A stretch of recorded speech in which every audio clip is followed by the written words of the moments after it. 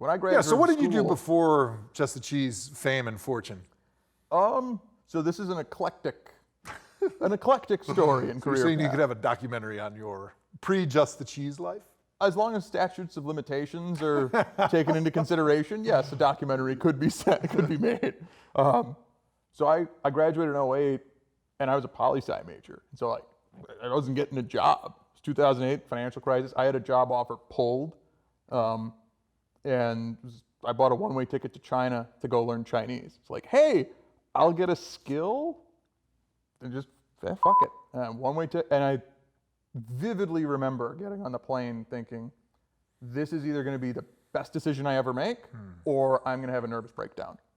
Because at that point, like, you had a family business that you had grown up in, sort of. Yeah. Right? But you weren't interested in staying home and kind of running the family business? I think anyone who grows up in a family business environment understands that it's like, Fuck you, you're cool, fuck you, I'm out. yeah, pretty much, you nailed it. No, I mean, every family is different, and I think for me, it was like, hey, I want to do my own thing. And like, especially as I've gotten older, I appreciate the opportunities my dad gave me, which were like, hey, I'll give you a job, but it's really to develop a skill that I want you to use somewhere else. Oh, yeah. And he and my mom were both really supportive of me doing my own thing. They were terrified me going to China by myself, one-way ticket, like, bye. They're like, what? But, they stiff upper lipped it, and we were okay. So I got there, and yada, yada, yada. The first weekend was a shit show. Air conditioning in the hotel didn't work. I'm in Shenzhen, China. So Southeast Asia, it's August. No aircon. No one in the hotel speaks English. The internet goes down. I bought a really fancy international phone that when I got there, didn't work. So I'm basically just stuck in isolation in this hotel room, and the only human contact I have planned is I landed on a Thursday morning, that Monday morning I was gonna start being tutored one-on-one. So I have this like 4-day window. So your only goal at this time is, I just need to learn Mandarin. Yeah. Like, that's it. You have no other plan other than like, find somebody that speaks English, teach me Mandarin. And I'd set up the tutors ahead of time. Oh, so you at least done a little bit of planning. Yeah. But it was just say like, oh, I'll land and I'll be fine for a few days on my own. I'll unjet lag. It'll be fine. No, Basically, just sleep. total cluster. Hard to sleep when it's 100 and humid in your hotel room. Yeah, it's the worst. So being a true Wisconsinite, I would rather be cold than hot. Oh, yeah. So like, I would rather it be minus 100. It's like, look, I'll build a fire. I'll add more blankets. When it's 100 and I'll humid, eat more cheese. Yeah, It'll provide my fuel. It works for the walrus and the whales. It'll work for me. It'll be fine.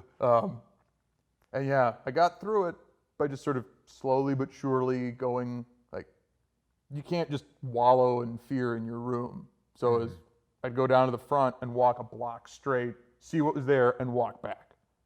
And then go to the left for a block and come back. And then go Were for you worried 2 about blocks. getting lost? Is that why you didn't want to Yeah. venture too far from home? Well, 'cause like otherwise like a you're like- mouse or like a Yeah, like how... a baby robin that didn't want to leave the nest too far? Well, because if you don't speak the language and you have no idea, like I don't even know how to say left and right. Yeah, we're not talking So- Hong Kong where everyone speaks English and Mandarin. You're No. talking like And this, some other city in China that I Well- didn't really understand. That sounds it's like fine. there's not a lot of English speakers there. well, so this is Shenzhen, is that what you yeah, said? Shenzhen. And so the crazy thing is, in hindsight, I was like a mile away from a really built-up Western area.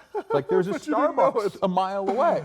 But when you just like, I was in this very local neighborhood Yeah. where nobody spoke English, and with no internet, no phone, and no communication. It's like, well, what? It was okay. Find food and water. We'll go with that.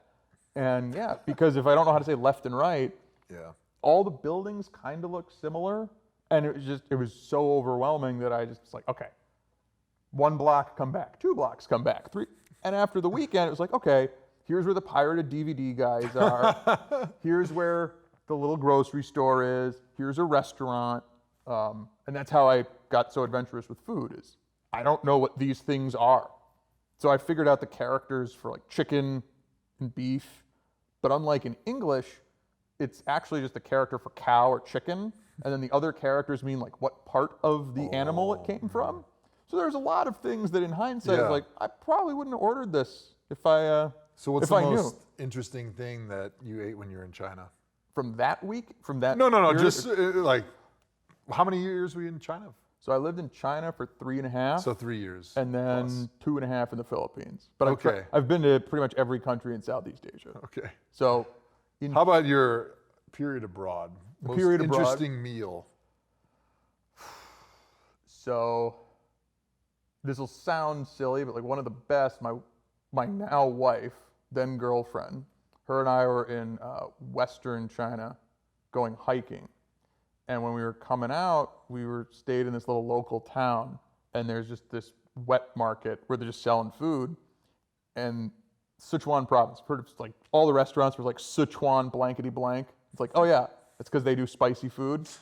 They had these like chili oil stewed rabbit heads that again, You had me on chili oil rabbit, and then you said heads, Yeah, and and I'm you're like, thinking, so you're eating the brain, huh?